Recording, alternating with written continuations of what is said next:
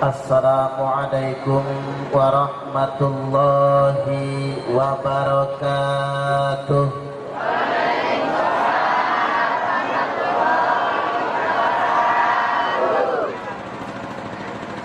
A'udzu billahi minasy syaithanir rajim. Bismillahirrahmanirrahim. Alhamdulillahilladzi asra bi Muhammadin lailan minal makkati ilal falastin thumma urija bihi ila samai fi makanin ulwin fa awhallahu ta'ala alaihi khamsa salawatin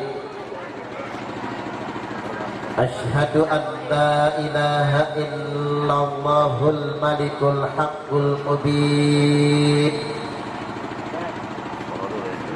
wa asyhadu anna Muhammadan Rasulullah as-sadiqul wa'dil amin.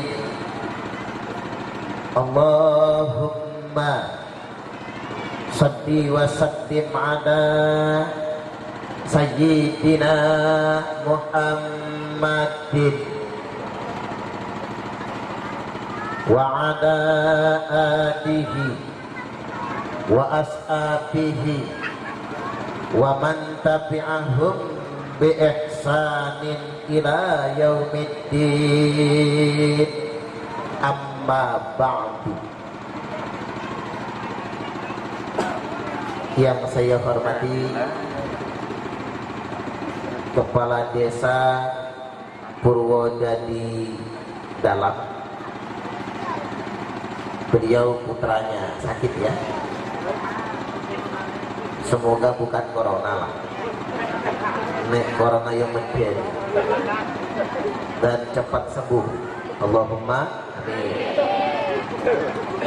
Yang saya hormati Pak Kaur yang tadi mewakili Pak Kades,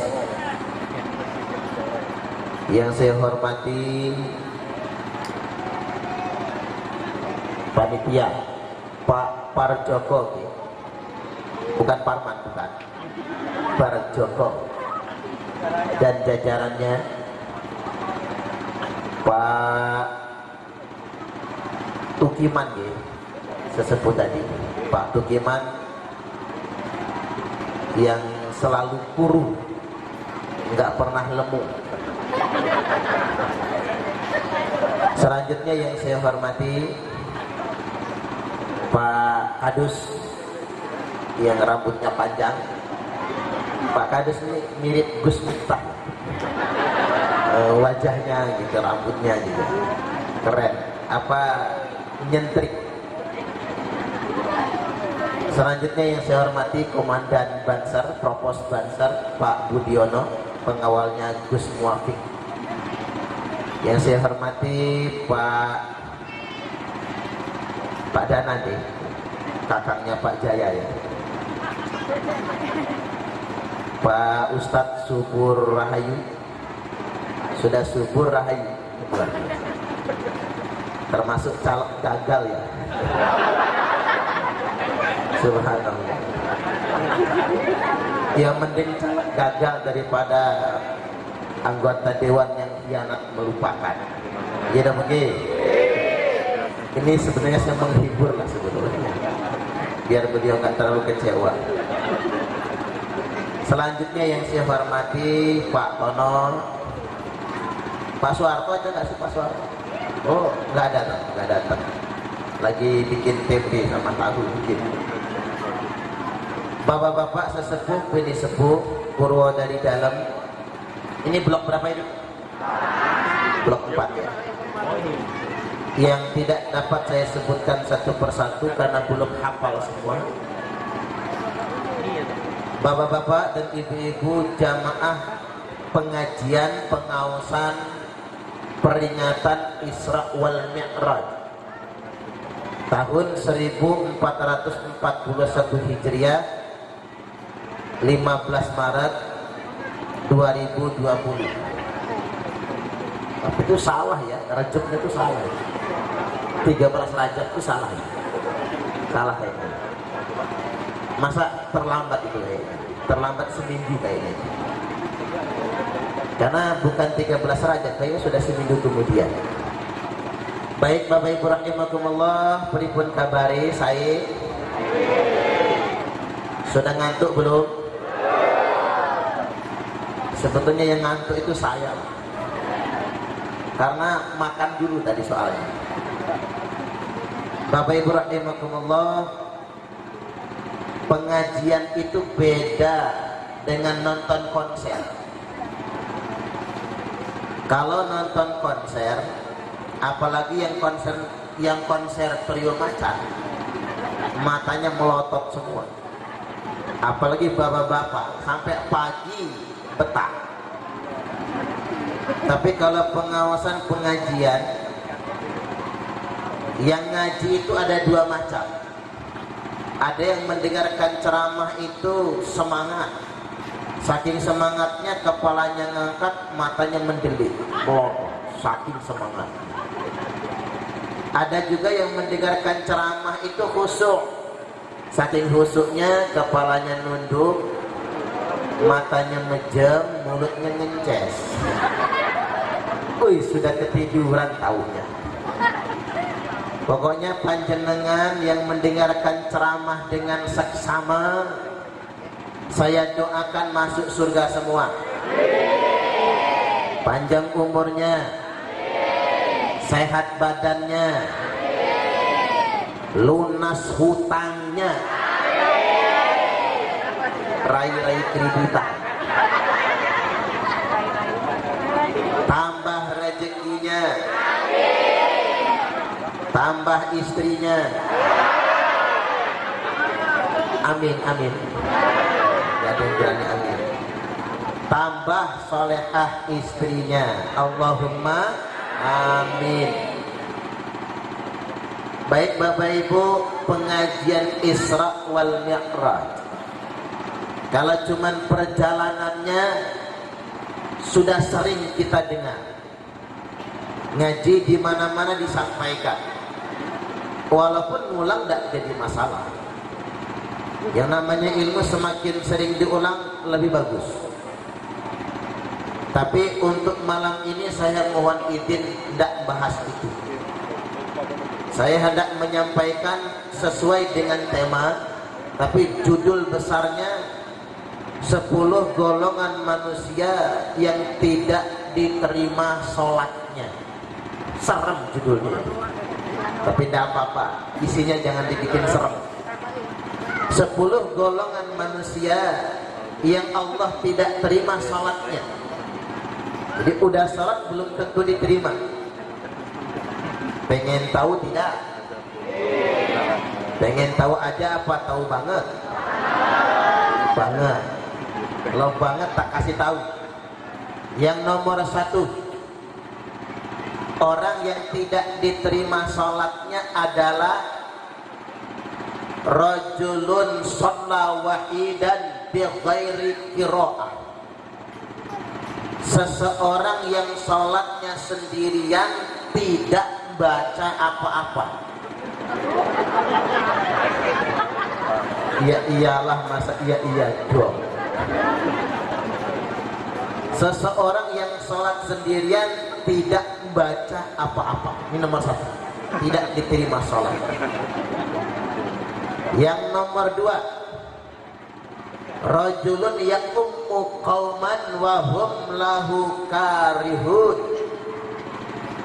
Seseorang yang menjadi imam suatu kaum, namun kaumnya, makmumnya membencinya. Imam model begini tidak diterima sholatnya. Yang nomor 3, warajulun lam yu'addi zakatah.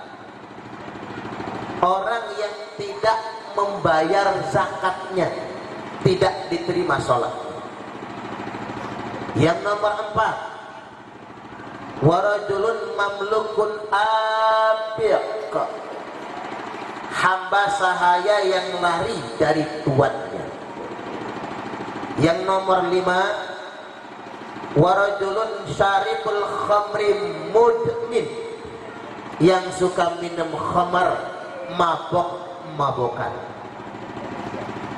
Yang nomor 6, wamra'atun batat wa zawjuha syahidun 'alaiha, wanita yang tidur di malam hari. Nah lu ibu-ibu, bu,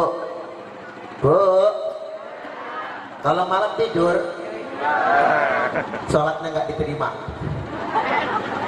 Tapi ya jangan dipotong. Wanita yang tidur di malam hari sedangkan suaminya sedang marah alias ngambek, minta nggak dikasih. Ada yang pengalaman, Bu? Mana yang suka ngambek, Pak? Ngacung, Pak? Bu, ngacung yang paling belakang, bajunya merah hati. Mana istrinya, yang mana ya? Itu nomor 6. Nomor 7, wa imra'atun hurratun tusalli bi ghairi khimar, wanita merdeka yang sholatnya nggak pakai kerudung. Nek jenengan nggo telekung, nggak sempurna itu. Kalau budak sahaya boleh nggak pakai telekung, soalnya budak sahaya wanita aurat dalam sholatnya cuma dari dada sampai ke lututnya, nggak pakai telekung kerudung nggak masalah. Tapi wanita merdeka harus menutup semuanya kecuali muka dan telapak tangan.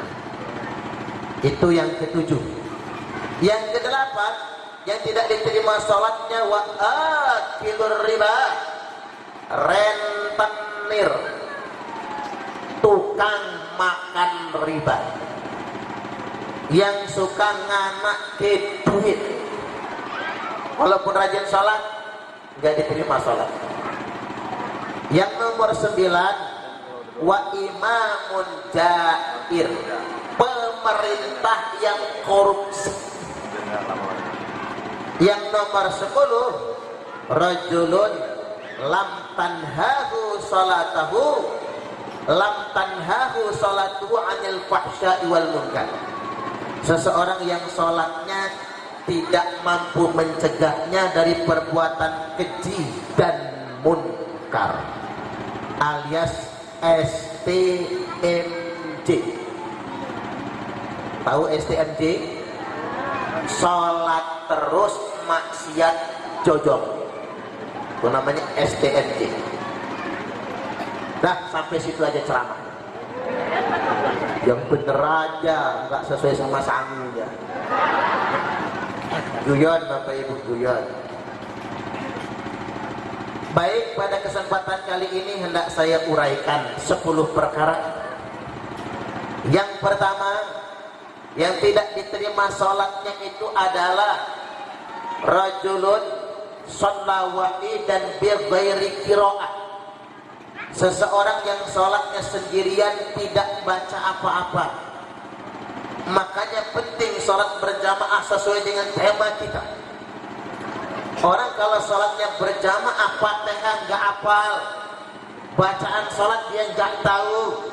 Yang penting ngamum jadi makmum sholat berjamaah, sholatnya diterima. Beda dengan orang yang sholat sendirian. Orang yang sholatnya sendirian kalau nggak baca apa-apa, tidak ada sholat baginya, tidak diterima oleh Allah. Terutama bighairi qiraah ini dalam bahasa fikih, orang yang sholat tapi nggak baca Fatihah, nggak sah sholatnya. La sholata liman lam yaqra bi fatihatil kitab, tidak ada sholat bagi orang yang tidak membaca surat Al-Fatihah.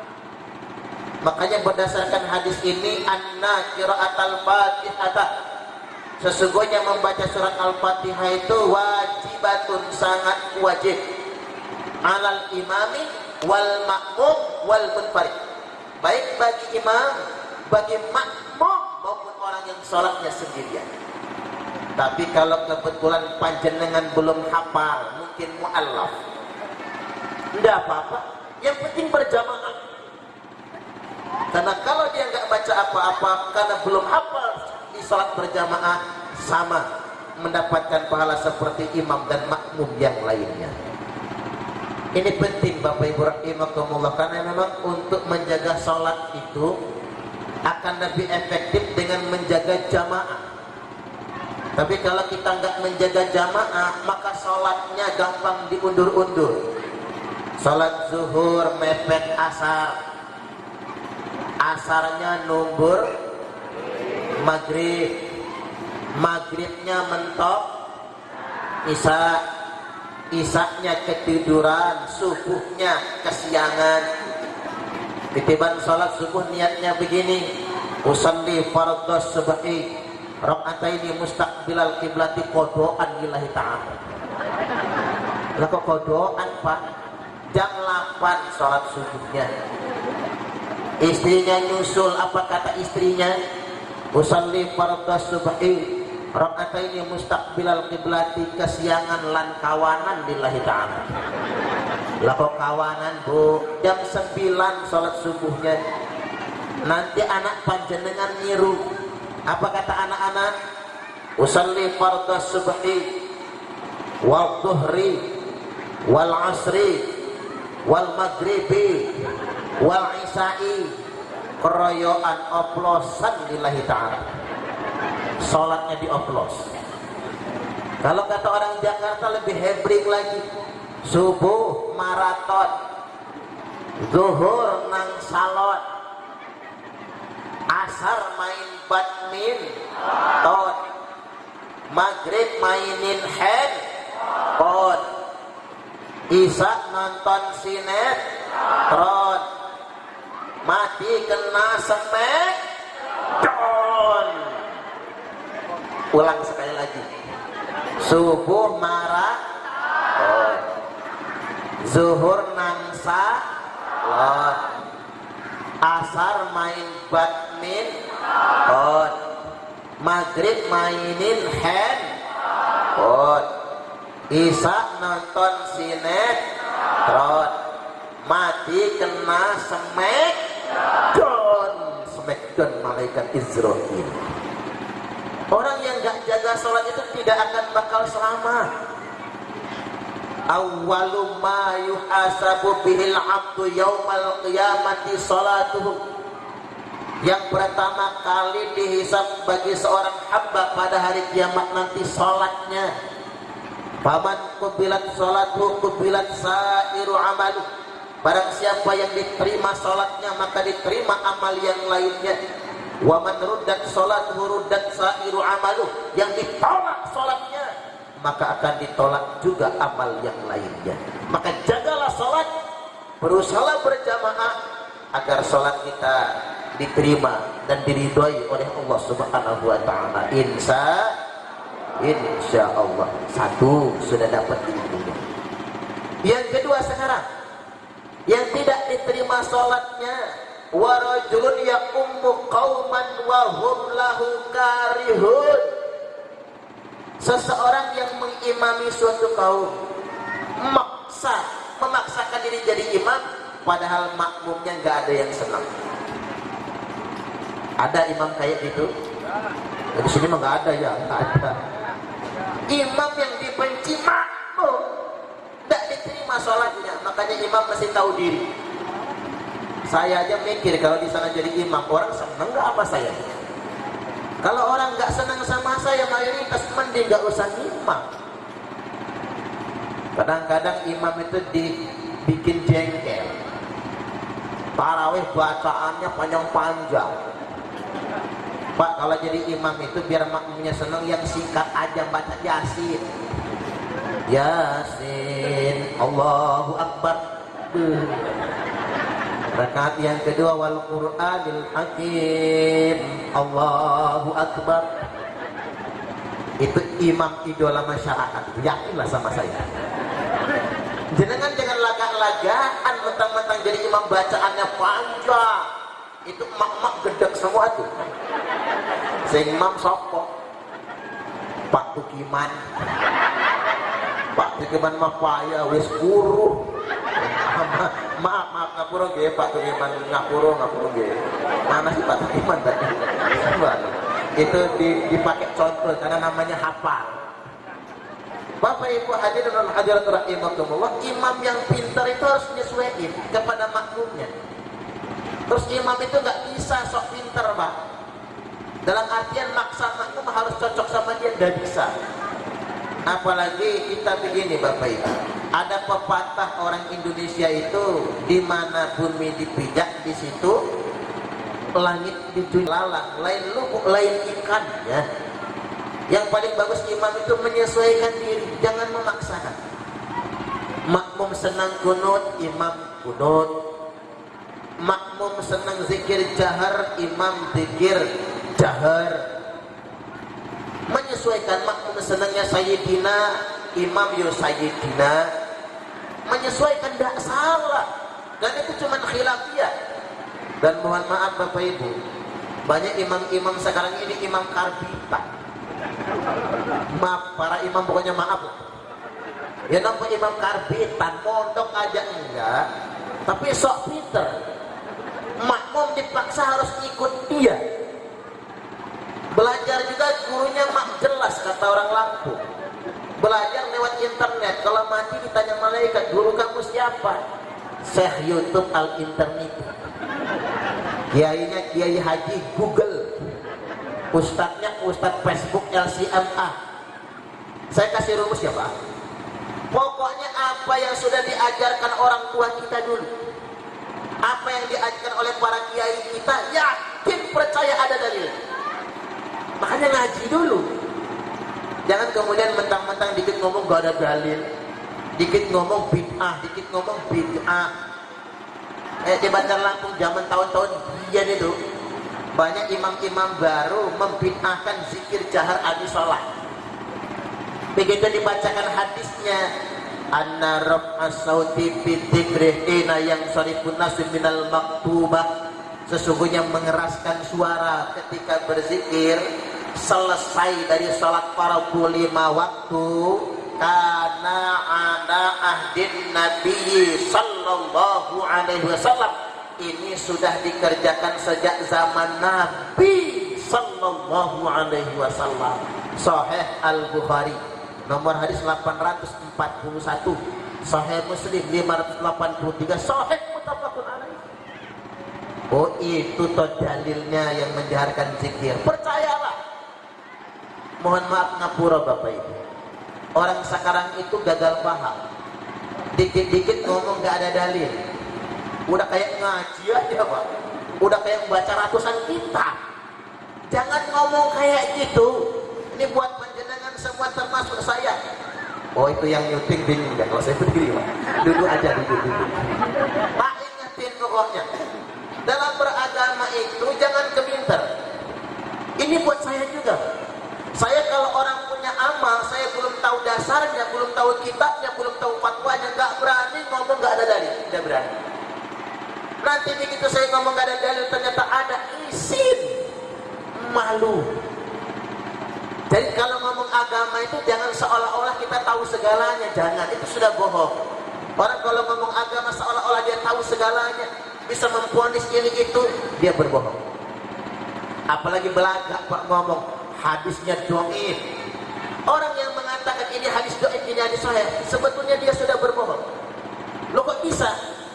Tidak bisa satupun orang sekarang menilai itu hadis dhaif atau sahih, tidak bisa. Yang jujur itu siapa yang mensahihkan? Hadis ini sahih, kata siapa? Imam Bukhari, Imam Muslim, Imam Tirmidzi, Imam Nasai. Harus begitu. Hadis ini dhaif, siapa yang mendoifkan? Harus jelas dia. Tidak boleh kemudian ngomong dhaif. Siapa yang mensahihkan? Imam Samudra. Ya kacau agama ini kalau gitu modelnya. Harus hati-hati. Ini buat imam-imam harus ngomong sama makmum itu, harus merangkul. Jangan merasa seolah tahu segalanya. Jangan sekali-kali. Karena ilmu kita sangat terbatas sekali. Atau saya kasih rumus. Rumusnya begini. Kalau dalam berkhilafiyah itu, kalau bela amalan kita ngotot boleh. Terus terang, mocok kunut dalam subuh udah jelas dalil sama fatwanya. Itu fatwa Imam Syafi'i. Baca Sayyiduna Muhammad, ana Sayyidina Muhammad, udah selesai fatwa Imam Syafi'i. Barang siapa yang ingin membatalkan Sayyidina, ilmunya harus setandingan sama Imam Syafi'i. Kalau imamnya belum nyampe, udah menang cangkemmu. Maaf agak kasar deh, menang cangkemmu. Ilmunya gak selevel. Itu ulama terkemuka mujtahidin, keturunan Nabi. Nah, kalau bela amal kita sendiri boleh kotor. Tapi ingat, kalau nyalahkan orang, jangan ngotot. Ibarat hidup bertetangga. Kalau bela rumah tangga kita sendiri itu hak kita. Tapi ingat, kalau ngusik rumah tangga tetangga, jangan. Orang yang membela rumah tangganya sendiri mati aja mati syahid. Tapi nek ganggu rumah tangga tetangga, resiko berat. Maka benar kalau kata orang pasaran, laki-laki yang rajin mencium istrinya relatif lebih panjang umur dibandingkan dengan laki-laki yang mencium istri tetangganya. Setuju apa setuju? Rungok ke bapak-bapak, tepuk tangan. Jangan-jangan di sini banyak yang mencium istri tetangga ya? Jangan-jangan. Artinya itu etika kehidupan. Semua orang sepakat dengan itu. Kalau ngebela amal kita sendiri mau gak kesal. Tunjukkan fatwanya, tunjukkan dalilnya. Tapi ingat, jangan menyalahkan amal orang. Saya bercontoh lagi misalnya Pak, ribut-ribut masalah tawassul. Udah jelas hadisnya sahih kok. Dalam kitab Sahih Al-Bukhari, apa kata sahabat? Allahumma inna kunna natawassalu ilaika binabiyyina sayyidina Muhammadin. Inna kunna natawassalu ilaika bi ammi nabiyyina. Apa artinya? Ya Allah, sesungguhnya kami berdoa kepadamu dengan bertawassul atas nabi kami. Dan kami bertawassul atas paman nabi kami Abbas bin Abdul Muthalib. Ujuk-ujuk berfatwa tawassul dengan manusia bid'ah, haram. Itu ada Sahih Bukhari. Hujan sudah lama nggak turun, kemarau panjang. Sahabat doanya belum dikabulkan. Maka doanya diganti. Allahumma inna kunna natawassalu ilaika bin nabiyina wa ammi nabiyina. Ya Allah, sesungguhnya kami tawasulan dengan nabi kami dan pamannya nabi kami Abbas bin Abdul Muthalib. Hujan turun deras bukan main. Tapi nek iso ya Pak, tawasulan itu sama orang yang jelas solehnya. Udah tawasulan Allahumma inna kunna natawassalu ilaika bi Bapak Budiono. Sesok Pak Budiono diberitakan megang istri tetangga. Kan ngisin-ngisin nih. Makanya kita sekarang tawasulan sama ulama yang sudah jelas solehnya, yang wafatnya husnul khotimah. Makanya ulama kita mengajarkan mending sama ulama yang sudah wafat, ketahuan baiknya. Kalau masih hidup belum tentu akhirnya kayak mana. Ya Baya, hal-hal yang begini yang harus kita pahami sebetulnya. Baik, kembali lagi, namun memang Bapak Ibu, tidak ada imam yang sempurna. Ya imam jangan salah terus deh. Imam juga pening kalau disalah-salahkan. Tidak ada yang namanya imam musola masjid yang sempurna. Kita juga maklum. Kadang-kadang saya juga bingung sama masjid zaman sekarang ini. Masjidnya besar, megah, tapi kosong. Kalau kata Pak Parjoko tadi kan begitu ya. Masjidnya mewah, tapi isinya nggak ada. Kadang-kadang Bapak Ibu ada cerita jenenge Mbah Slamet. Enten Mbah Slamet. Ada enten nggih. Mbah Slamet muadzin kampung, adzan jam 11 malam. Ribut tetangga kampung, tetangga masjid, wis adzan Mbah Slamet. Mosok jam 11 malam adzan. Orang kumpul ke musola, Mbah Slamet keteriakin, bah! Sampean wis adzan yo. Ini kan jam 11 malam nopo sampean adzan. Mbah Slamet diteriakin adzan malah ketawa. Kata Mbah Selamet mau pastisaan wis tak adani, sampean nggak ada yang datang. Ini jam 11 malam diadani kok pada ngumpul. Niki sing edan sampean nopo kula. Pinter Mbah Selamet. Makanya Pak Kukiman kalau musolanya sepi adannya jam 12 malam. Paling Pak Kadis bawa pentungan, nggak berani mentung, percayalah sama saya. Artinya Bapak Ibu rahimakumullah, kadang-kadang kita bikin masjid bagus, musola bagus, tapi kosong. Dan parahnya lagi kalau imamnya nggak ada yang datang. Begitu subuhan dorong-dorongan yang jadi imam, terpaksa yang jadi imam Mbah Selamet. Karena Mbah Selamet yang paling tua. Kata Mbah Selamet, aku ora apal kunut. Wis Mbah, nggak usah kunutan, sing penting subuhan. Jadi boleh Pak sekali-kali nggak baca doa kunut, kalau nggak apal nggak apa-apa. Oh nggak apal kok. Tapi kalau apal ya dibaca. Kalau apal nggak dibaca, kalau mazhab Syafi'i sujud sahwi. Kalau nggak baca doa kunut, karena min ab'adi shalah. Tapi kalau nggak apal ya nggak usah sujud sahwi, karena nggak apal. Oke, kata Mbah Selamet, langsung ngimam Mbah Selamet. Rakaat pertama bacaannya lancar, Fatihah kali kul huwallahu ahad, lancar. Begitu rakaat kedua berfatihah, Mbah Selamet menang, nggak baca. Makmum langsung ngasih kode, aham aham. Mbah Selamet sek menang, aham aham. Tambah rame yang aham aham. Akhirnya Mbah Selamet noleh ke belakang.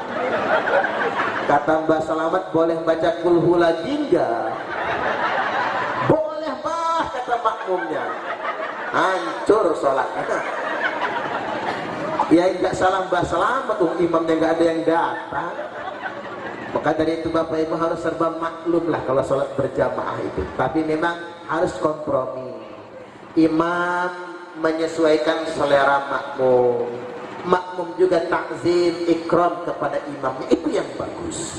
Tapi kalau imamnya arogan, memaksakan kehendak, apalagi ada cerita katanya orang puasa imamnya ngudut di kamar mandi masjid, nah jangan. Imam-imam harus menjadi teladan, digugu dan ditiru. Imam yang dibenci itu imam yang nggak bisa digugu dan ditiru, nggak bisa jadi teladan. Kerjaannya nyuitin janda. Ada janda nggak sih? Bolehlah Pak Dana yang tanggung jawab. Jenengan sesepuh loh Pak. Baik, saya lanjutkan. Dapat 2 kita sekarang. Yang nomor 3, rajulun lam yu'addi zakata. Yang tidak diterima sholatnya itu adalah seseorang yang tidak bayar zakat. Awas, hati-hati, bukan cuma zakat fitrah, zakat mal juga harus dibayar. Yang maha kaya itu Allah. Gina begitu. Mosok jenengan sugih kaya tapi pelit, nanti nggak diberkahi usahanya. Yarfa'allahu ta'ala al-barakata min kasbihi wa rizqihi. Allah mencabut keberkahan dari rezeki dan usahanya. Siapa yang usahanya dicabut keberkahan, siapa yang rezekinya dicabut keberkahan? Salah satunya orang yang tidak membayar zakat. Percayalah Bapak Ibu, mana kasat sadaqatum mimmal, sedekah dan bayar zakat itu tidak akan pernah mengurangi harta. Bal yazdad, bal yazdad, bal yazdad. Malah nambah, malah nambah, dan malah nambah. Tidak akan rugi.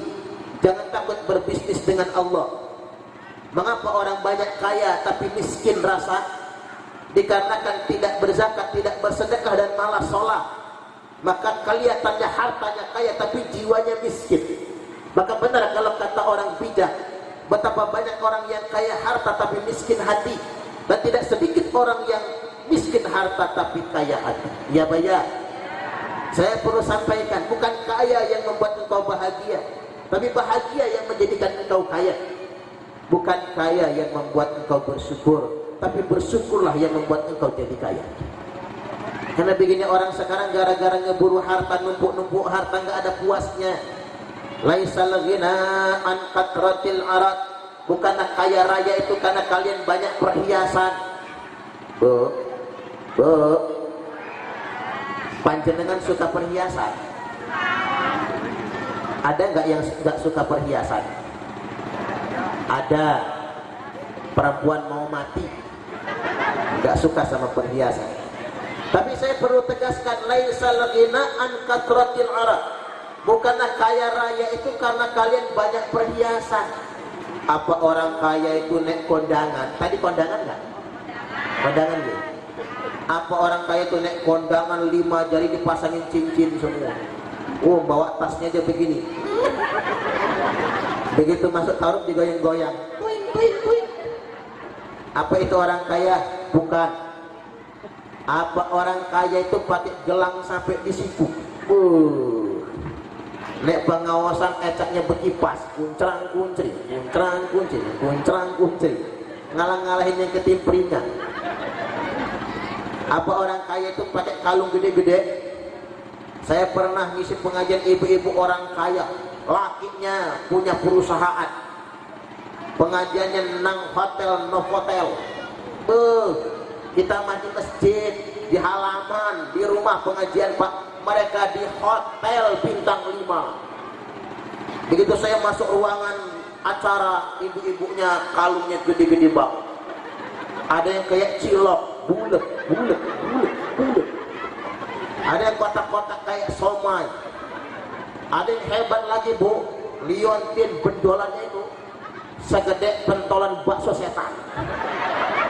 Udah kayak pala bayi itu loh pak. Itu nek digawat kondangan nunduk badannya begini. Napa bu sakit pinggang? Bukan keberatan kalung saya mah. Apa itu orang kaya? Bukan juga. Walakinnil ghina ghanan nafsi, tapi kaya yang sebenarnya kaya jiwa kalian semua. Kaya yang sebenarnya itu di sini. Makanya Bapak Ibu, kalau kita sudah diberikan kaya dari Allah Subhanahu wa taala, mudah-mudahan hidup kita akan bahagia. Caranya bayarlah zakat. Lanjut. Saya kok ngelak ya? Minum dulu.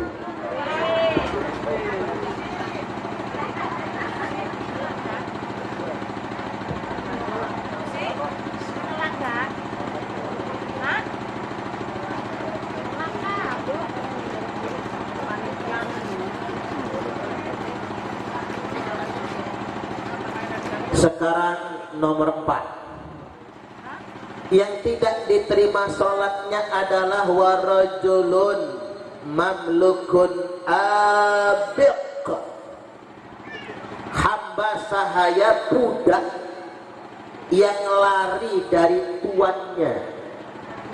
Ya zaman sekarang gak ada lagi budak.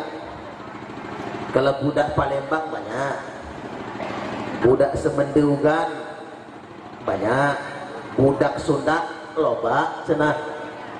Budak yang melahirkan tuannya, budak yang lari dari tuannya maksud saya. Tapi kalau mau pakai kias-kiasan, budak yang lari dari tuannya itu sama dengan PNS. Ada PNS dari sini, pegawai negeri. Makanya jenengan yang ngantri daftar PNS calon budak. Maaf ini calon budak. Wong SK-nya sudah dikasih SK, tergadai kemerdekaannya. Kalau orang sudah pakai SK itu tergadai kemerdekaannya. Ngapura ge. Pak Subur bukan PNS kan? Bukan. Tapi PNS itu bagus, mengabdi kepada negara. Tapi PNS yang lari dari tugasnya, jangan ngantor malah ke mall. Mestinya mereka bertugas, malah mereka jalan-jalan. Maka boleh jadi tidak diterima sholatnya, sama dengan budak sahaya yang lari dari tuannya. Itu yang nomor 4. Nomor 5 sekarang, warajulun syarikul khamri mutmin, seseorang yang minum minuman keras, mabok-mabokan.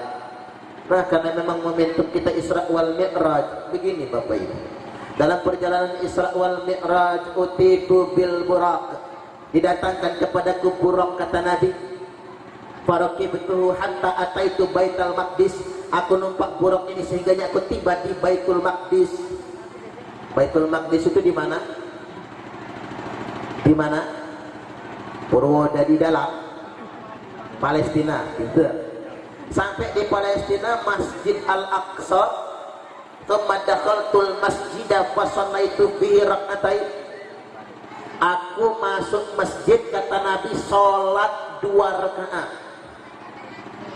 Thumma kharajtu, selesai sholat 2 rakaat, faja'ani Jibril, mendatangi aku malaikat Jibril, min nahiyatil masjid, di beranda masjid, bi ina'in min laban, dengan segelas susu di tangan kanannya, wa ina'in min khamrin, dan segelas khamr di tangan kirinya.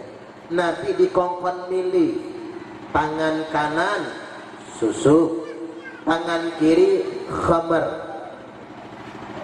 Susu itu bahasa Inggrisnya, khamr itu bahasa Inggrisnya susu genderuwo. Di pal putih dalam ada banyak, jangan-jangan pusatnya lagi. Tangan kanan susu, tangan kiri susu genderuwo, khamr. Walaupun masih enak miliknya, adresnya pasti, alamatnya jelas.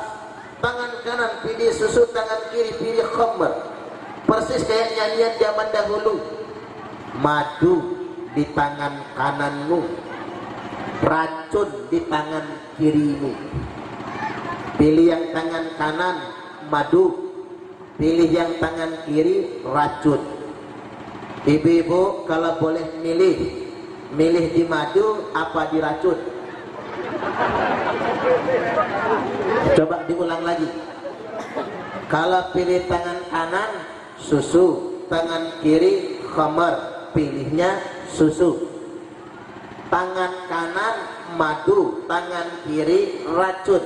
Ibu-ibu kalau suruh milih di madu nopo di racun? Enggak milih di madu makan mati, milih di racun mati. Oh, salah pertanyaan. Kalau zaman dulu enak bapak ibu milihnya, madu tangan kanan, racun tangan kiri, susu tangan kanan, khamr tangan kiri. Tapi zaman sekarang, zaman kamuflase, mereknya susu, istrinya khamr, katanya madu, dalamnya racun, hidangannya kopi, dalamnya sianida. Matilah Wayan Mirna Solihin, diracun sama Jessica Kumala Wongso. Geger se-Indonesia tahun-tahun yang lalu ini gara-gara kopi Jessica. Itu ngapa dibikin geger se-Indonesia, seakan-akan Allah ingin menyadarkan bangsa Indonesia, zaman sekarang ini zaman kamuflase, jangan tertipu oleh penampilan. Tampilan boleh madu, kelihatan boleh susu, dalamnya belum tentu. Kok saya terlalu semangat ya? Jadinya dia nyangkut suaranya kali. Bapak Ibu rahimakumullah, penampilannya malaikat, dalamnya belis. Ini hati-hati zaman sekarang. Banyak orang menggunakan agama sebagai jualan. Ini mau masuk YouTube nih, masuk TV nih Pak. Saya ingin tegaskan kepada semua kaum muslimin, khususnya di Indonesia, banyak orang menjadikan syariat sebagai jualan, agama sebagai komoditas, orang awam yang jadi korbannya. Ini kayak ceramah dunia internasional aja ya. Allahu Akbar. Ya, saya sebagai mubalik ya cemas lah Bapak Ibu. Cobalah kita lihat Timur Tengah itu, ngomong jihad, perang saudara. Itu mah bukan jihad, rebutan kekuasaan, malu-maluin yang kayak gitu. Orang ribut tentang corona yang diributkan, sampai salamannya pakai siku kering. Yang ngisin loh pakai siku. Panik karena corona, yang mati gara-gara corona itu baru sekian puluh orang. Coba kita berhitung, perang Suriah, perang Irak, perang Yaman, jutaan orang mati. Apa kata dunia? Nggak ada yang teriak dan panik Bapak Ibu. Makanya kita harus menyadari dengan ini semua. Balik lagi bahwasanya kita hidup di zaman penuh kamuflase. Maksud saya begini Pak, zaman sekarang ini banyak orang pintar tapi gak bener. Iya Pak ya, kita gak nunjuk bangsa kita sendiri. Indonesia ini negara kaya loh Bapak Ibu. Apa kata peneliti dari PBB? Indonesia itu negara kaya tapi rakyatnya miskin. Betul apa betul? Tapi bandingkan sama Singapura. Singapura itu negara miskin tapi rakyatnya kaya. Singapura nggak punya kebun karet. Tanya sama orang Singapura, nggak percaya. Orang Singapura nggak punya kopi, nggak punya cengkeh, nggak punya sawit, nggak punya lada. Singapura nggak punya minyak, nggak punya gas, nggak punya batu bara. Tapi mereka kaya. Malah kita impor minyak dari Singapura. Apa sebabnya? Orang Indonesia senang jual mentahan. Mentahannya kasih ke Singapura. Singapura yang bikin premium, Pertalite, Pertamax, biodiesel, apalagi yang lainnya, Pertamina Dex, jual ke Indonesia. Apa kita nggak sanggup bikin sendiri? Sanggup, tapi nyari ujung. Kalau jual mentahkan Indonesia dapat fee, tuku meneh entok fee. Nih Indonesia raya tercinta, maka rakyatnya miskin. Mohon maaf, di Lampung ini yang punya tanah lebar-lebar kan perusahaan. Iya Pak ya, nggak usah disebut perusahaannya karena mau masuk YouTube soalnya. Yang mohon itu yang punya perusahaan itu. Orang luar yang punya, kalau punya PTPN tidak masalah. Makanya kalau saya jadi presiden, semua tak ambil itu, tak kasih sama PTPN semua. Wajib mempekerjakan orang Purwoda di dalam semua dengan gaji 10 juta sebulan. Kalau saya jadi presiden, Pak Budiono langsung Menteri Pemuda Olahraga, Pak Subur Menteri Agama, Pak Dana Menteri Perkebunan. Apalagi, tapi siapa yang memilih saya? Oh, nyalon kades saja belum tentu kepilih. Nyalon ketua RT aja nggak dilirik orang. Ini semangat aja, jangan diambil hati guyon. Tapi memang Pak, negara kita tuh banyak orang nggak pintar tapi nggak bener. Pak, bandingin ya, mending orang goblok nggak bener sih, mending mafsadat kerusakannya daripada orang pintar nggak bener. Kalau orang goblok nggak bener, paling nyuri kotak amal musola. Pernah hilang kotak amal? Nggak ada kotak amalnya di sini. Di masjid mungkin ada ya. Orang goblok nggak bener itu nyuri kotak amal musola. Udah tahu bakal disumpahin orang yang sholat, masih nyuri. Goblok nggak bener. Tapi kalau orang pintar nggak bener Pak, bukan kotak amal musola yang dicuri, hancur uang negara ini, dikorupsi mereka. Itu kerjaan orang pintar nggak bener. Semua yang korupsi itu orang pintar semua. Dia ada begini? Nggak ada lah saya nonton berita KPK nangkep petani lagi belepotan tanah sawah. Nggak ada beritanya itu. Pak KPK niki petani nopo ditangkap, ini petaninya korupsi lumpur sekarung. Nggak ada ceritanya itu. Orang pintar yang korupsi. Makanya begini Pak, semua partai politik itu kan sudah tercemar ya. Makanya saya sering ngomong, nggak ada partai malaikat, nggak ada. Nggak penting apa partainya, kalau saya ini belak-belakan ini, mohon maaf semua orang partai ya. Nggak penting apa partainya, tapi yang penting di partai manapun Anda jangan korupsi. Setuju apa setuju? Ya dapat harus begitu dunia ini. Sini udah ngaku Islam tapi korupsi. Subhanallah, mohon maaf, belum jadi anggota dewan kemana-mana numpak motor biasa, udah jadi anggota dewan malu lah pakai motor. Akhirnya kredit Innova, Fortuner. Akhirnya apa? Korupsi. Ini belak-belakan saya. Tapi banyak anggota dewan yang nggak korupsi ya banyak. Kadang-kadang begitu, kepilih lupa, nggak kepilih ngambek. Saya di Bandar Lampung nyumbang karpet masjid. Begitu habis pemilihan nggak diterima, kapet masjid diambil lagi, Pak. Disita kembali. Ngambeknya berlebihan. Subhanallah. Ini belak-belakan. Banyak orang pintar nggak benar. Balik lagi ke khamar tadi. Nabi disodorkan susu atau khamar? Kata Nabi, fakhtartul laban, aku pilih segelas susu. Wa qala Jibril berkata, ikhtartal fitrah, pilihan kamu benar. Loh Jibril, seandainya aku milihnya khamar apa jadinya? Seandainya engkau minum khamar Muhammad, maka umatmu bakal jadi pemabok semuanya. Subhanallah. Baru dapat 5 kita ya. Yang keenam sekarang, wa mar'atun batat wa zawjuha saqitun 'alaiha. Yang tidak diterima sholatnya wanita yang tidur di malam hari, sedangkan suaminya sedang murka kepadanya. Bu, nggak boleh nolak suami. Yang benar itu ngeladeni. Kalau bisa suami pulang ngeriung variasinan, ngasih kode, Munaro, Bang Ocit pulang, prepet. Ibu-ibu langsung nyaut, gurih-gurih nyoy, dandan yang cantik, bedak sekotak habisin gak apa-apa, pakai minyak wangi dari ujung rambut sampai ujung kuku, lipstik yang merah belok merah, pakai baju singleton bu, sing tele ketokan, kemudian pakai celana pendek. Begitu suami masuk, tak ajarin caranya masuk kamar. Nah, ngajarnya berdiri. Udah pakai lakban ya bu, sama celana pendek.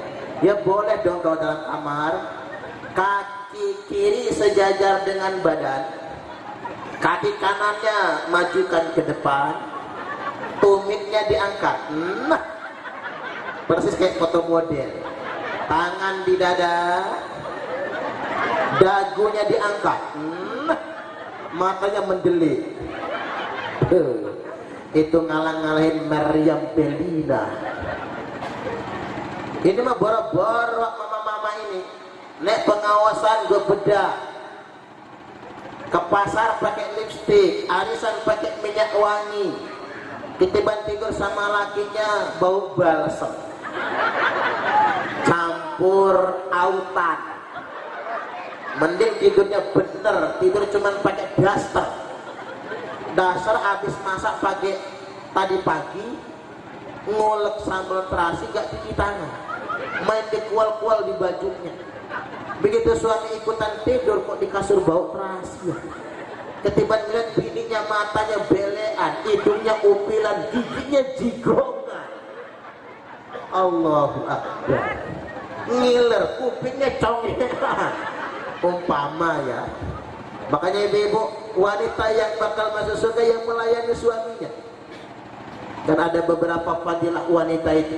Ibu-ibu senyum sama suami saja, pahalanya sama seperti sedekah sebesar gunung Uhud.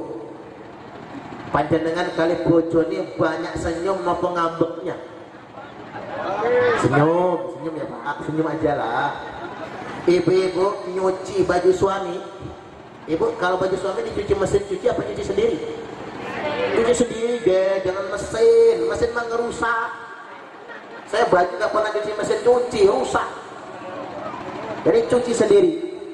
Ibu-ibu nyuci baju suami 1 lembar saja dapat 1000 pahala, dicabut 2000 dosa. Apalagi jenengan nyuci baju suami 10 sehari, 2 kolornya, udah 2.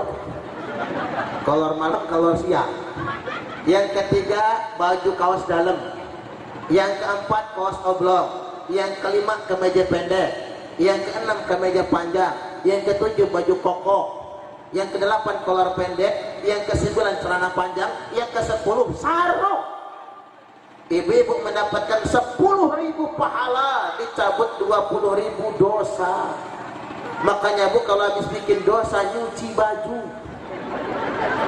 Waduh Pak Ustadz, bajunya sudah bersih semua, yang bersih cuci lagi. Tanya sama suaminya, Pak apa? Kolornya mana Pak? Dia tangguh lama, lepas pak, lepas pak. Kirain mau ngajak apaan, ternyata pengen nyuci ya pak ya. Allahu Akbar. Ibu-ibu nyucuk tangan suami, nyucuk, cium saja, sama seperti 70 kali cium hajar aswad. Apalagi suaminya hitam kayak pantat wajan itu, persis hajar aswad. Luar biasa. Makanya bu, kalau punya suami jangan yang kuning, jangan yang putih, yang hitam, cari orang Papua. Cara menciumnya kayak gini, punggung dan telapak. Cara menciumnya luar biasa. Wanita itu paling mudah cari pahala. Maka dari itu wanita jangan membuat suami murka. Wanita paling gampang masuk surga, paling gampang masuk neraka. Ibu-ibu kalau pengen masuk surga taat, hormat kepada suami. Tapi kalau pengen masuk neraka gampang tak ajari. Suami lagi tidur bu, sepak malah gratis masuk neraka. Jajal kalau nggak percaya. Allahu Akbar. 6 ya. Yang ketujuh sekarang, wa mar'atun hurratun tusalli bi ghairi khimar. Wanita merdeka yang sholat nggak pakai kudungan. Ya iyalah, kalau orang Indonesia itu insya Allah paling rapi sholatnya, pakai telekung panjang-panjang. Yang nggak rapi kalau ke pasar golek ton sing kelek ketokan, mana bulu keleknya nggak pernah dicukur lagi, campur ke tombean. Ibu-ibu nek wis rajin pengawasan ya rajin nutup auratnya. Karena ngapa? Buat apalah pula. Zaman sekarang kan nggak zaman tuh yang nggak pakai kudungan. Sekarang pakai kudung, tutup auratnya demi keselamatan diri dan keluarga. Jangan cuman salah mata, jangan cuman menyalahkan mata lelaki yang memandang, salahkan juga sampean yang kelihatan. Saya juga pak kalau ngelihat yang kayak gituan kadang-kadang hilap juga lah, nunduk mubadir, ngelihat ya dosa.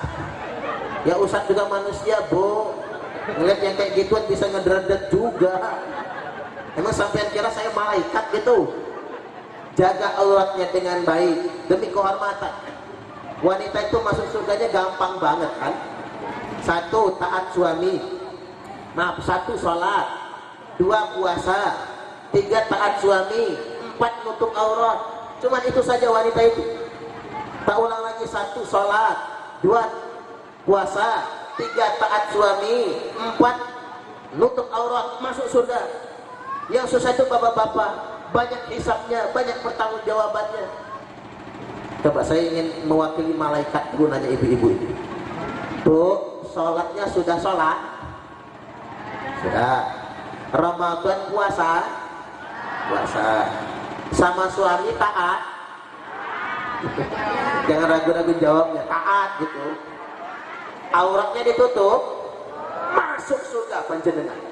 Saya doakan ibu-ibu di sini masuk surga semua. Allahumma amin, amin ya rabbal alamin. Tapi ingat, berdoa dan berharap kita bakal masuk surga boleh, tapi memastikan kalau diri kita sendiri sudah pasti masuk surga jangan. Itu bahaya. Kita nggak tahu nasib kita, apalagi nuding orang bakal masuk neraka, belum tentu. Jadi jangan sampai kita salah dalam memahami.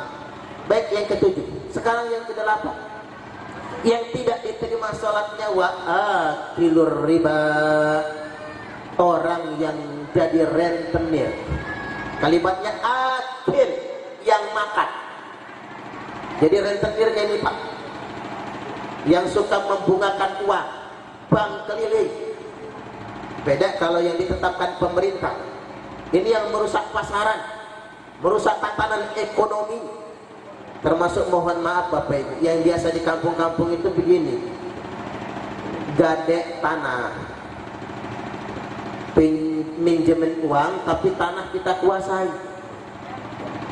belum dipulangin sama yang punya tanah sebelum dia minjemin mulangin uang, itu termasuk riba.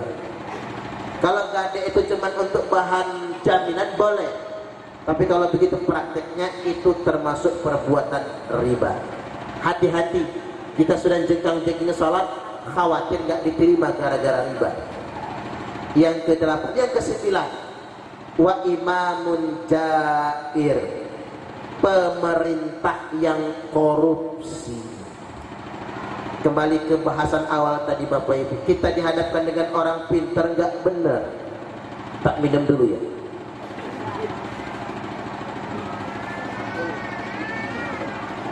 Minta air putihnya saja.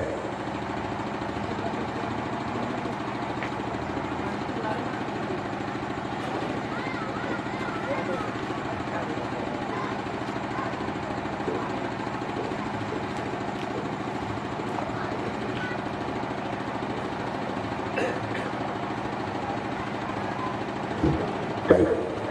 Ini sudah kebanyakan kepake suara. Makanya kalau teriak jadi serak. Tapi nggak teriak nggak enak. Pemimpin yang korupsi. Pemimpin yang korupsi. Saya alhamdulillah Bapak Ibu dapat kabar mafia migas sudah ditutup semua oleh presiden. Alhamdulillah. Yang tadi jual-jual minyak ke Singapura itu Pak, teriak semua sekarang. Karena mereka tidak bisa meraih keuntungan lagi. Mudah-mudahan Indonesia ke depannya mandiri memproduksi minyak sendiri dan kita tidak bergantung sama luar negeri. Allahumma amin.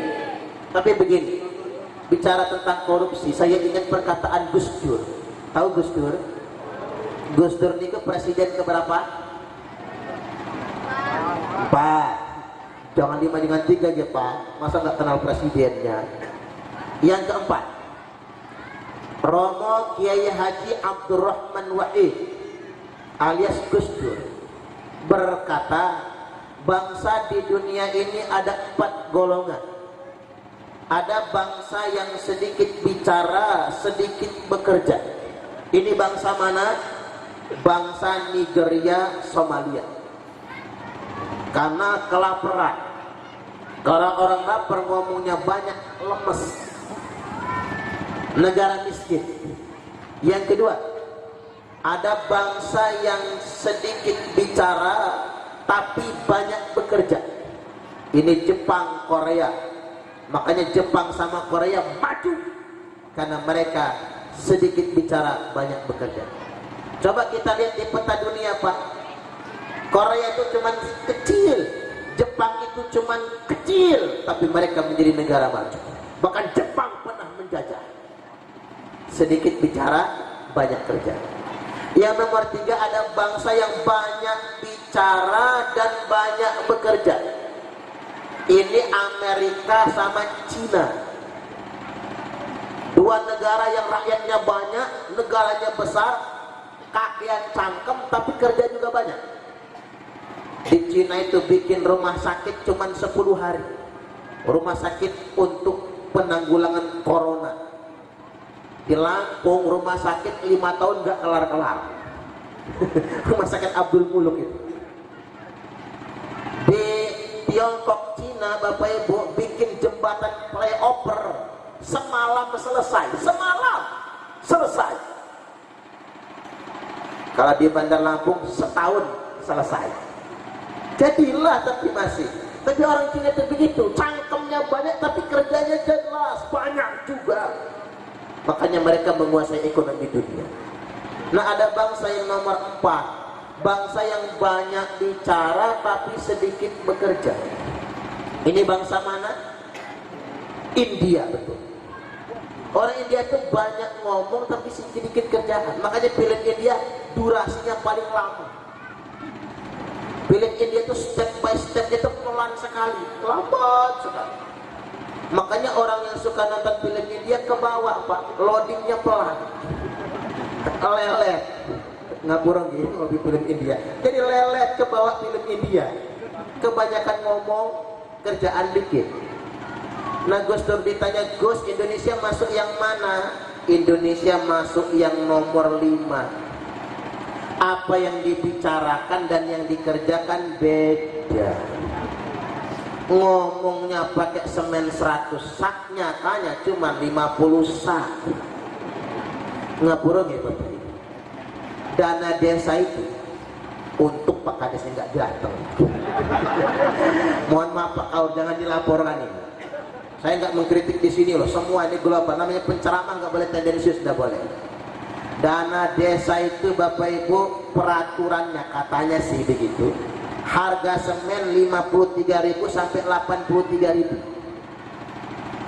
Jadi kalau ngerapnya bikin 83.000 Pak, ada nggak di Lampung toko besi jual semen 83.000? Ada nggak? Nggak ada.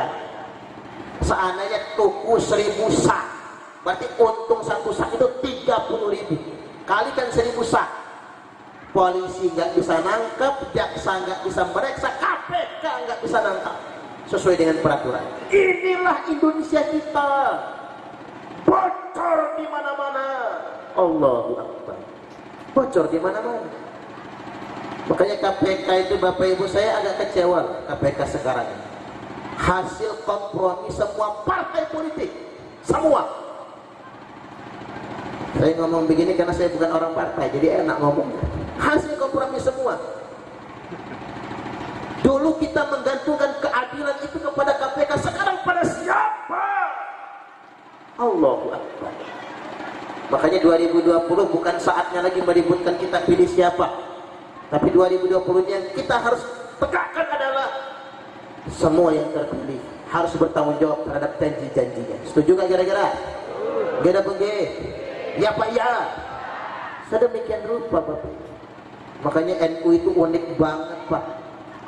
Makanya benar Nahdlatul Ulama itu adalah anugerah bagi bangsa kita ini. Selama ada NU dan teman-teman NU yang baik-baik lainnya, insya Allah nggak akan ada perang saudara. Tapi NU juga mengkritik Bapak Ibu. Seandainya ada yang dijual jalur, kritik. Saya ambil contoh Harun Masiku. Sampai sekarang gua nggak ketangkep ya Pak ya. Malah nyumputnya bukan di luar negeri, non hotel nyumputnya itu, di apartemen. Kemana penegak hukum kita? Subhanallah. Nah yang ke-10 sekarang, warajulun lam tanhahu sholatuhu anil fahsya'i wal munkar. Seseorang yang tidak bisa mencegahnya sholatnya dari perbuatan keji dan munkar. Saya ini ingin menyampaikan di luar ini ya, di luar 10 golongan yang tidak diterima sholatnya. Sekali lagi saya ingin himbau, perkara agama ini ada perbedaan selalu. Tapi memang satu hal, bapak-bapak jangan mudah goyah gara-gara disalahkan orang, atau jangan pula mudah menyalahkan orang. Jangan gampang. Saya ambil contoh sederhana misalnya, kayak sekarang lagi nyebar di Facebook itu, takiran, tahlilan, yasinan, besekan. Di media sosial banyak nyebar tahlilan bid'ah, yasinan bid'ah, besekan haram. Banyak anak-anak kita kan nggak ngaji di pondok Bapak Ibu, mudah terpengaruh yang sedemikian rupa. Padahal sedekah makanan terkait dengan orang meninggal dunia itu hukumnya sunnah. Boleh saya nambah waktu dikit lagi ya, biar kita ini kalau belum tahu jangan cepat nyalahin maksud saya. Innal mauta yuftanuna fi kuburihim sab'an. Imam Taus ini ulama tabi'in terkemuka. Sesungguhnya orang mati difitnah, diuji, ditanya di kuburnya paling singkat 7 hari 7 malam setelah dikuburkan. Fakanu yusta'abuna ayut ima'anhum ta'aman tilka ayyam. Maka disunahkan bagi keluarga yang ditinggalkan agar sedekah makanan selama hari-hari itu. Oke, biar singkat saya langsung masuk ke dalil. Ngomong apa? Yang mudut silakan mudut. Saya dapat informasi terbaru, asap rokok bisa membunuh virus corona. Nah, sekarang Bapak Ibu yang mengharamkan rokok bingung sekarang ini. Ternyata rokok ada manfaat. Saya ngudut, monggo ngudut. Yang nggak ngudut ya jangan maksa. Nanti malah batuk malahan ya. Itu hasil lapornya begitu. Asap rokok bisa menangkap virus corona dan mematikannya. Pantesan orang Indonesia sukses kena corona karena rata-rata ngudut. Yang kena corona kemarin ternyata yang nggak ngudut. Nah saya nggak ngudut ini. Waduh, apa harus ngudut juga kita ini kira-kira? Baik Bapak Ibu rahimakumullah, langsung ke dalil. Sa'ad bin Ubadah bertanya kepada Nabi, ya Rasulullah, inna ummi matat, ibuku mati, walam tus, dia tidak berwasiat apa-apa, wa akunnuha law takalamat tasadaqah, tapi aku punya pikiran, punya rasa-rasa ya Rasul, seandainya ibuku masih bisa ngomong, mungkin dia ingin sedekah. Betul kata Nabi? Apa yang fa'uha in tasaddaqtu anha, apakah ibuku dapat manfaatnya bila aku sedekah pahalanya atas nama dia? Jawab Nabi, na'am, ya, ibumu dapat manfaat bila aku sedekah pahalanya atas nama dia. Sahih Al-Bukhari 1887, Sahih Muslim 2004, Sahih muttafaqun alaih. Saat takon lagi, tanya lagi, ya Rasul, ayo sedekati afdol, apa sedekah yang utama? Saqyul ma, bagikan air minum. Makanya kalau ada keluarga meninggal, enggak ketang air minum, bagiin. Beli Akunu, beli Aqua, bagiin. Ustadz, duitnya habis, enggak punya buat beli air mineral, air sumur rebus, masukin tengkok, tuangin ke gelas. Pak Ustadz, gasnya lagi habis. Ya sudah, air sumur nggak usah direbus, langsung bagiin, masukin gelas. Tapi jangan ngomong-ngomong ya Bu, bagiin aja langsung. Mudah-mudahan yang minum nggak anyang-anyangan, yang minum nggak kena sakit, percayalah. Uang memang diniatkan sedekah. Apa jawab Sa'ad bin Ubadah? Ya kalau cuman air minum mah sanggup ya Rasul. Lebih dari air minum apa? Fa'itamu ta'am, hidangkan makanan. Itu hadis Sahih Bukhari Muslim loh Pak. Dalam fikih sunnah, 6 perkara yang bermanfaat buat orang mati. Di poin kedua sedekah, salah satunya menghidangkan makanan. Dalam Sahih Muslim, istrinya Ja'far nyembelih kambing. Nabi dan sahabat pulang dari pemakaman, dihidangkan daging kambingnya. Jadi sebetulnya saya dudukkan soalnya tuh. Yang dilarang oleh para ulama itu bukan sedekah makanannya. Yang diharamkan oleh para ulama itu orang melarat gara-gara besekan, rumah gegade, kerentenir, utang di tetangga banyak betul. Itu namanya besar pasak daripada tiang. Orang Jaseng ngomong, apa kata orang Jaseng? Biar tekor asal kesohor. Kalau kata orang Palembang, kui putu buatan cek gaya, awak buntu banyak gaya. Nah itu yang tidak boleh. Lagi pula kan sekarang zaman modern Bapak Ibu, kita budaya gotong royong, ada rukun kematian. Makanya yang jenengan suruh nyetor rukun kematian yang bayar ge. Ini disuruh nyetor malah protes, saya ini nyetor terus tapi nggak pernah dapat giliran. Allahu Akbar. Mintanya jangan sama Pak Kaum Pak, mintanya sama Gusti Allah giliran, minta cepetin corona misalnya, dapat dia giliran. Ada lagi Bapak Ibu, sumbangan orang yang takziah, bapak saya meninggal, kan dulu pakai bakul baskom ya Pak, diisi beras, mie kuning sama ayam kan. Bapak saya meninggal, 1,5 ton lebih dapat beras, kandang ayam penuh, bukan ayam potong, nggak level ayam potong, ayam kampung, mie kuning karungan loh Bu. Gunakan itu saja. Itu ada gotong royong kitanya. Kalau nggak mampu, tapi kalau mampu Bapak Ibu, orang kaya ingin sedekah, bagus.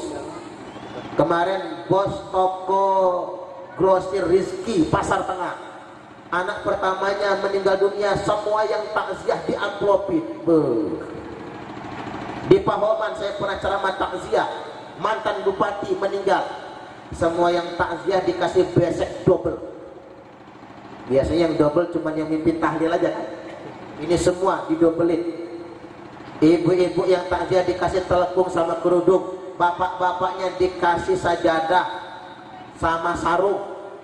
Begitu pulang semuanya diamplopin.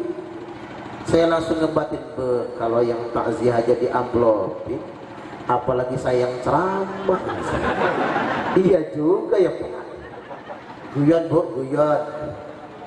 Nah begini Bapak Ibu, kayak kebiasaan orang Lampung. Kebiasaan orang Lampung kalau ada orang meninggal zaman dahulu, Nyai ninggal, Yai ninggal, Siti, Sidik, Bakas, Pambai, nyembelih sapi, nyembelih kebo. Sekarang mengapa nggak dilakukan? Karena merasa keberatan. Kalau keberatan jangan dilakukan. Tapi ingat, jangan sekali-kali membid'ahkan. Karena kalau bagi orang yang mampu jelas dalilnya, Aisyah Ummul Mukminin radhiyallahu anha berkata, "Kana Rasulullah sallallahu alaihi wasallam yadba'u idza dabaha syata." Bahwasanya Rasul apabila ketika beliau menyembelih seekor kambing yang besar, fayaqul, beliau bersabda, "Fa arsilu biha ila asdiqai Khadijah." Kirimkan, bagikan daging kambing ini sedekah untuk para tetangga kerabat atas Khadijah. Sahih Muslim nomor 6646. Ulama bersepakat hadis ini menunjukkan bolehnya sedekah nyembelih kambing, nyembelih kebo, nyembelih sapi atas nama orang yang wafat meninggal dunia.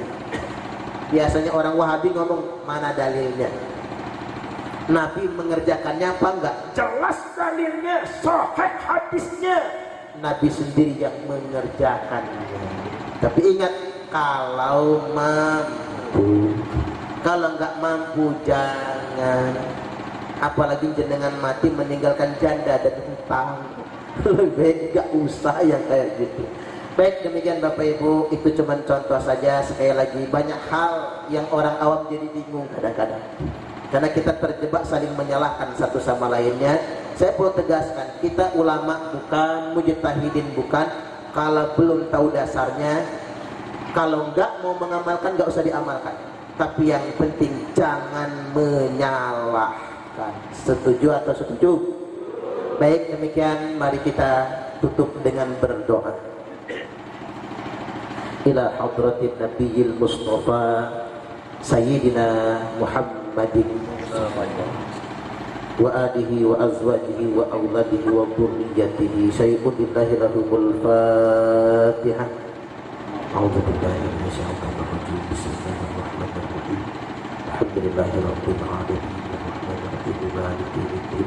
Iyyaka na'budu wa iyyaka nasta'in. Ihdinas siratal mustaqim. Siratal ladzina an'amta 'alaihim ghairil maghdubi 'alaihim waladdallin. Ya dzal jalali wal ikram. A'udzu billahi minasyaitonir rajim. Bismillahirrahmanirrahim. Alhamdulillahi rabbil alamin. Hamdan syakirin, hamdan na'imin, hamdan yuwafi ni'amahu wa yukafi'u mazidah. Ya Rabbana lakal hamdu kama yanbaghi li jalali wajhikal karimi wa 'azimi sultanik. Allahumma salli wa sallim ala sayyidina Muhammadin wa ala alihi wa sahbihi wa barik wa sallim ajma'in. Allahumma ighfir lana dzunubana. Ya Allah, ampunilah dosa-dosa kami. Wali walidaina, dan ampuni dosa kedua orang tua kami. Warhamhum kama rabbawna shighara. Sayangilah mereka ya Allah, persis sebagaimana mereka menyayangi kami sejak kecil. Allahumma inna kunna natawassalu ilaika binabiyyina sayyidina Muhammadin sallallahu alaihi wasallam. Ya Allah, sesungguhnya kami semua yang hadir di sini bertawasul kepada, yakni kami bertawasul dengan Nabi kami. Wa bihadzal majlis, dan kami bertawasul dengan majlis pengajian Isra wal Mi'raj ini. Wa biman hadara fi hadzal majlis, dan kami bertawasul dengan semua orang salih dan orang yang ikhlas yang hadir di sini, agar Engkau mengabulkan doa kami ya Allah. Rabbana ja'alna muqimas sholati wa min dzurriyyatina, ya Rabb kami, jadikanlah kami semua orang-orang yang mendirikan sholat begitupun seluruh anak keturunan kami.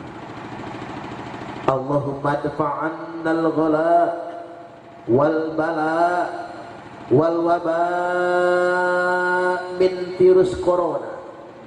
Allahumma dfa'annal waba min wabah corona. Allahumma dfa'annal waba min wabah corona min baladina hadza Indonesia khassah wa min buldanil muslimin 'ammah innaka 'ala kulli syai'in qadir. Wa min qaryatina Purwodadi Dalam, Tanjung Sari, Lampung Selatan, innaka 'ala kulli syai'in qadir. Rabbana atina fid dunya hasanah wa fil akhirati hasanatan wa qina 'adzabannar.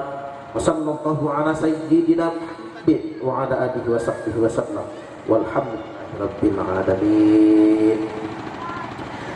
Demikian dari saya, kurang lebihnya mohon maaf, dan kepada Allah Ta'ala mohon ampun. Wallahul muwaffiq ila aqwamit thariq. Assalamualaikum warahmatullahi wabarakatuh.